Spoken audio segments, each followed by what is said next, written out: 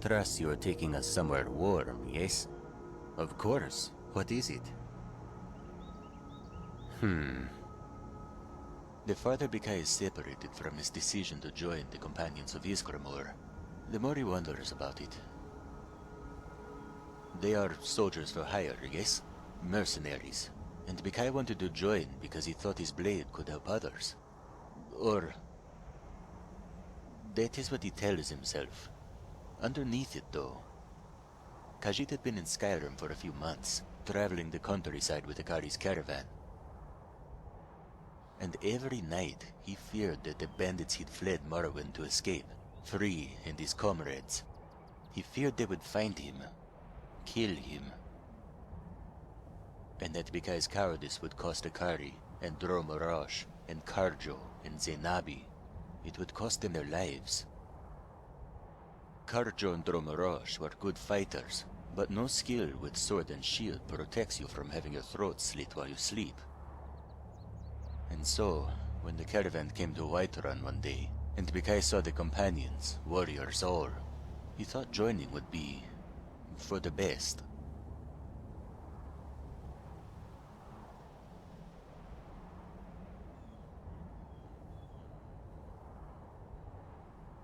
Yes, you're right. There is an old saying among Khajiit and Morrowind, originally passed among slaves in times of revolt. The best way to ensure that you live to fight another day is to ensure that you live to fight another day. You being Khajiit, perhaps you understand this better than most, yes? Bikhai is no good to anyone dead, and their companions were a lease on life.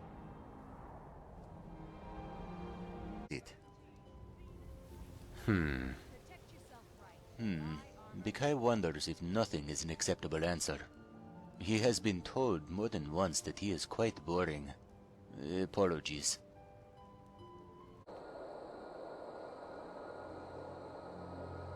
Yes, what do you need? Of course. What is it? Let's see. Helmets are a bit of a double-edged sword, don't you think? On the one hand, they keep your foe's blade from entering your skull, which is good, yes? But on the others, they are very rarely designed with the Khajiit's ears in mind. Bikhai likes to let his ears stand proudly, not be crumpled and pressed into the side of his head. It gets quite uncomfortable, and only gets worse the longer his helm is worn. Not to mention that most closed-faced helms do not account for a Khajiit's snout. Try breathing through your nose when it's being smushed by the front of your helm. It doesn't work. Bikhai ran into this problem in Morrowind. And Skyrim has been no different. Give him a steel-horned helm, and he is good. Anything else? Not so much. Yes, what do you... Of course. What is... Well, let Bikhai think about it. Ask again later, yes? Yes, what do you... Of course. What is it? Skyrim is such a strange land. Equal parts beauty and horror, solitude and camaraderie. At times it uplifts the spirits in wondrous fashion. Other times it is utterly depressing, a crushing reminder of our mortality. Bikhai has seen it. He has felt it. In his time here, he has lived it. He knows the mountains, and he knows the valleys, and he knows the depths to which they go. You, the things you have seen. Perhaps you know of what Bikhai speaks. The struggle it can be just to rise from sleep some days. The struggle to find a reason to keep going. To lose the joy you once saw in your day-to-day existence. It is almost as though the color drains from the world and is replaced by various shades of gray and black. Difficult to describe, yes? Do you understand? So, you're a companion. Perhaps you could tell your comrades Bikhai is better with a sword than a broom. He's been waiting so long to join. Of course. What is it? Let's see. Listen, this has been a bit of a thorn in Bikhai's path for some time now, and he has been afraid to bring it up for fear of how you will react. Sending you to retrieve this one's locket, Bikhai cannot thank you enough for doing it, but he feels guilty that he put you in harm's way over it.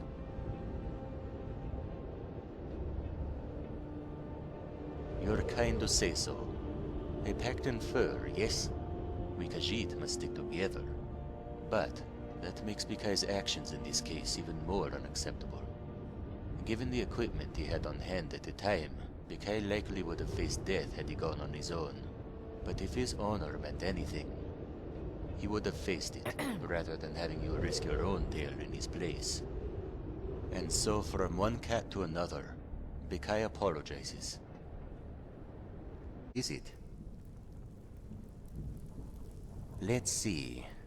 Bikhai supposes you'll be wanting a lesson in weapon usage, He is happy to give it if you're willing to listen. Let's see. Two-handed axes this time. Very much the same as the one-handed variety, but with added leverage provided by the longer haft. The blades tend to be heavier as well, so they require much more strength to wield effectively, and you need to be even choosier about your swings. Obviously, because these axes are so much heavier, it takes more effort to swing them, and more effort to stop or redirect them should you miss. Bikhai tries to measure his swing strength, if for no other reason than to ensure he does not leave himself open to counterattacks. However, if you are truly swinging as if to cut a dragon in half, holding the axe at the base of the haft will produce the strongest strike. Be ready for misses though, especially against agile opponents. Have a backup plan that consists of more than just die horribly after missing.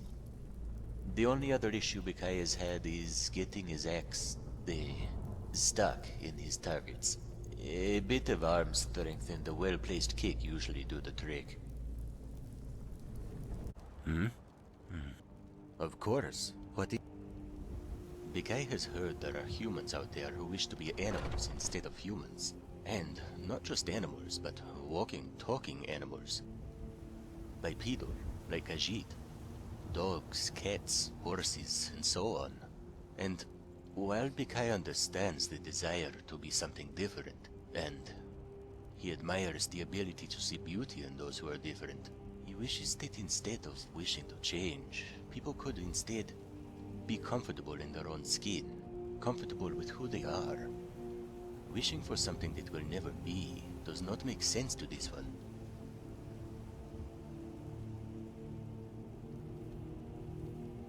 If there were a way, Bikhai supposes he could not fault anyone for doing it.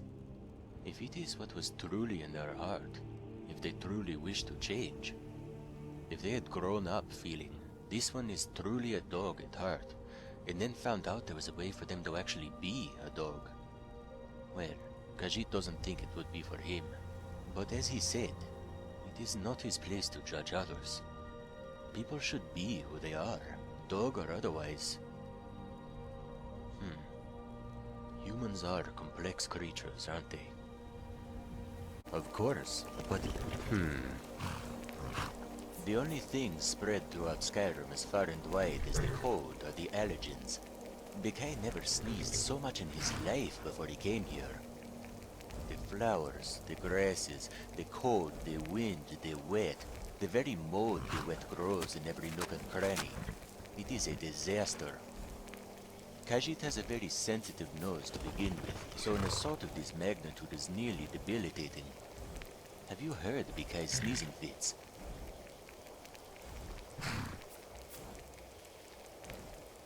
What? You haven't? Do you have deafness from all the shouting you do, perhaps? Well, next time we walk through a field of flowers, keep an ear out. Or, if you would like, Bikhai can wipe his nose on you to let you know. Make sure you don't miss it, yes? That was a joke. Do not look at this one like that. Khajiit will keep his mucus to himself. A lesson in greatswords. An interesting mix of one-handed and two-handed techniques, capable of extreme power and surprising speed. Bikhai is not great with them, but they are fun nonetheless. Most of them double as decent if unstable shields. They would deflect arrows at least. Not much to say here that you haven't heard already. Measure your swings, keep your grip firm to prevent the blade turning over. Beware counters. Most greatswords are double-edged, so reversing the direction of your swings can be useful to keep your enemy on his toes. Again, good weapons, but unfortunately not Bikhai's forte. Khajiit's advice is limited.